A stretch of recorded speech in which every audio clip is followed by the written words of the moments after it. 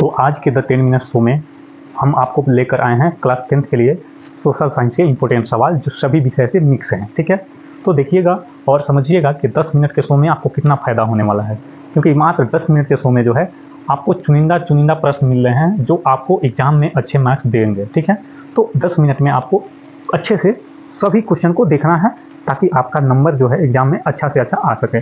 तो social science का ये क्वेश्चन आने वाला है और 10 मिनट के शो में आपको इंपॉर्टेंट क्वेश्चन देखने को मिलेगा। तो पहले क्वेश्चन की शुरुआत हम करते हैं।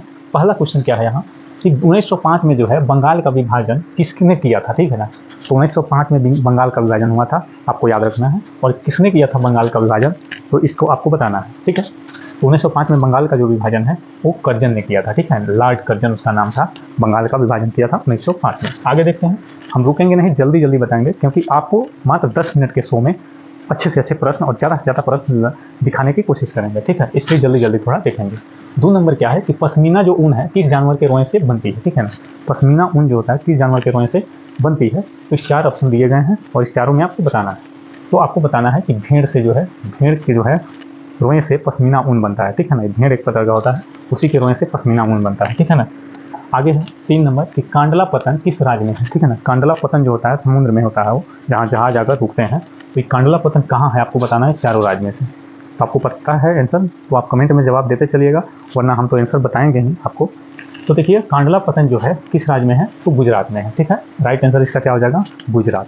कांडला पतन जो है वो गुजरात में स्थित है। ठीक है, आगे देखते हैं, जल्दी जल्दी देखेंगे ताकि जो है हम ज़्यादा से ज़्यादा क्वेश्चन को देख पाएँ। ठीक है, तो देखिए श्रीलंका के बहुसंख्या समुदाय की भाषा क्या है, यानी श्रीलंका में जो लोग बसते हैं तो ज़्यादातर जो लोग हैं वो कौन सी भाषा बोलते हैं, वही सवाल इसमें पूछ रहा है।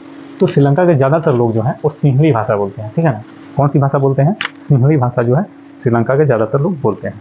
तो इसका राइट आंसर सिंहली हो जाएगा। ठीक है, आगे बढ़ते हैं और देखते हैं 5 नंबर क्या है। तो देखिए विश्व व्यापार संगठन, जिसको WTO बोलते हैं, वर्ल्ड ट्रेड ऑर्गेनाइजेशन, विश्व व्यापार संगठन की स्थापना जो है वो कब हुई।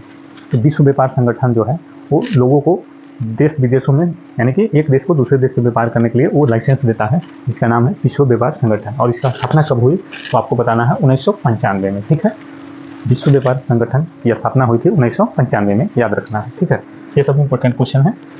आगे क्या है कि गिरमिटिया किसे कहा जाता है। ठीक है, गिरमिटिया जो है वो सब जो है किस चीज़ को बोलते हैं, तो इसमें 4 ऑप्शन दिए गए हैं, कौन जो होगा वो गिरमिटिया कहलाएगा। तो देखिए आनुबंधिक मजदूर जो होते हैं, भाड़े पर जो लाए जाते हैं, उसी को कहते हैं गिरमिटिया मजदूर। ठीक है, तो इसका राइट आंसर क्या हो जाएगा, अनुबंधित मजदूर गिरमिटिया मजदूर कहलाते हैं। ठीक है, 7वां नंबर है कि अल हिलाल का संपादन किसने किया। तो अल हिलाल एक समाचार था और इसका संपादन किसने किया था, आपको बताना है। 4 ऑप्शन दिए गए हैं। तो अल हिलाल के संपादक जो था वो मौलाना आज़ाद थे, मौलाना अबुल कलाम आज़ाद। मौलाना अबुल कलाम आज़ाद जो है वो अल हिलाल के संपादक थे। ठीक है, आगे देखते हैं 8वां नंबर कि वार एंड पीस के लेखक कौन है। तो वार एंड पीस जो है एक किताब है और उसके लेखक कौन है आपको बताना है। तो आप 4 ऑप्शन देख रहे हैं, वार एंड पीस किसकी रचना है, इस चारों में से बताना है। तो आपको बता दें कि वार एंड पीस जो है टॉलस्टॉय की रचना है। किसकी रचना है, टॉलस्टॉय की। ठीक है, इसमें मात्र 10 मिनट में हमारा चैलेंज है कि आपको 10 मिनट में जो है अच्छे से अच्छे क्वेश्चन और ज़्यादा से ज़्यादा क्वेश्चन दिखाने की कोशिश करेंगे ताकि आपको एग्जाम तक आपका तैयारी बेहतर हो सके ऑब्जेक्टिव का। ठीक है, तो इसलिए हम जल्दी जल्दी बता रहे हैं और अच्छे अच्छे प्रश्नों को बता रहे हैं। ठीक है, 9 नंबर में क्या है कि भारत का राष्ट्रीय पक्षी क्या है। ठीक है, भारत का राष्ट्रीय पक्षी क्या है, आप 4 ऑप्शन देख रहे हैं, आपको खूब अच्छा से इसका आंसर पता भी होगा। तो देखिए ये वीडियो 10 मिनट का ही है, आपको पूरे 10 मिनट देखना है और ये वीडियो को जाते जाते लाइक जरूर करना है, क्योंकि ये वीडियो आपको फ्री ऑफ कॉस्ट बिना किसी पैसे के आपको अच्छे अच्छे क्वेश्चन दे रहे हैं। तो एक लाइक तो बनता है ये वीडियो का के लिए। ठीक है, तो आप वीडियो को लाइक जरूर कीजिएगा और अभी तक अगर चैनल को सब्सक्राइब नहीं किया है तो चैनल को सब्सक्राइब करके जरूर रखिएगा ताकि क्लास 10th के लिए अच्छा से अच्छा तैयारी इस चैनल से हो सके। ठीक है, तो भारत का राष्ट्रीय पक्षी क्या है, तो मयूर है, जिसको मोर भी बोलते हैं, वो भारत का राष्ट्रीय पक्षी है। ठीक है, आगे बढ़ते हैं और देखते हैं क्या है। तो देखिए 10वां नंबर क्या कहता है कि सूचना का अधिकार, जिसको RTI इंग्लिश में बोलते हैं, सूचना का अधिकार कानून कब बना था। ठीक है ना, भारत में सूचना का अधिकार कानून कब बना था। सूचना का अधिकार का मतलब होता है कि सरकार की जो भी कामें हैं वो लोगों को जानकारी होना चाहिए, उसी को कहते हैं सूचना का अधिकार। तो कब बना था ये नियम, तो 2005 में बना था। ठीक है ना, सूचना का अधिकार अधिनियम 2005 में बना था। ठीक है, याद रखना है।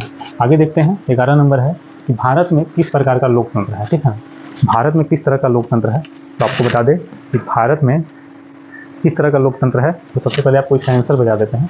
भारत में जो है अप्रत्यक्ष लोकतंत्र है, ठीक है ना। इसका मतलब हुआ कि जनता चुनाव करके अपने नेता को चुनेगा और नेता जो भी है कानून उन नेता सब मिलकर बनाएगा, उसी को कहते हैं अप्रत्यक्ष प्रजातंत्र। यानी खुद जनता कानून नहीं बनाएगी, वो जो जिसको चुन कर भेजेगी वो सब मिलकर नेता सब जो है कानून बनाएगा, इसी को कहते हैं अप्रत्यक्ष। आगे 12 नंबर क्या है, एटीएम, ठीक है ना। एटीएम से पैसे निकालने व जमा किए जा सकते हैं कितने देर तक। एटीएम जो होता है उसे कब कब पैसे निकाल सकते हैं और जमा भी कर सकते हैं, तो इसमें 4 ऑप्शन दिए गए हैं, आपको बताना है। तो एटीएम से जो है आपको बता दें कि पैसे निकाल भी सकते हैं और जमा भी कर सकते हैं 24 घंटे। अगर एटीएम 24 घंटे खुला है तो आप 24 घंटे में कभी भी जाकर पैसा वहाँ से निकाल सकते हैं और वहाँ जमा भी कर सकते हैं, ठीक है। 13 नंबर है, बिस्मार्क जो था निम्न में से क्या था, ठीक है ना। बिस्मार्क निम्न में से क्या था, 4 ऑप्शन दिए गए हैं। ये भाई भारत का नहीं है इसलिए ऐसा नाम है, ठीक है।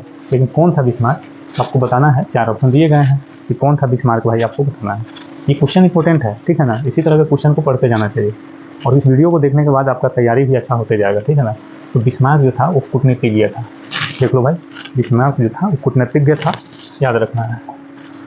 14 नंबर क्या है कि भारत का नारियल प्रदेश किसे कहा जाता है, यानी भारत में जो है वो सबसे ज़्यादा नारियल कहाँ पाया जाता है, आपको ये बताना है।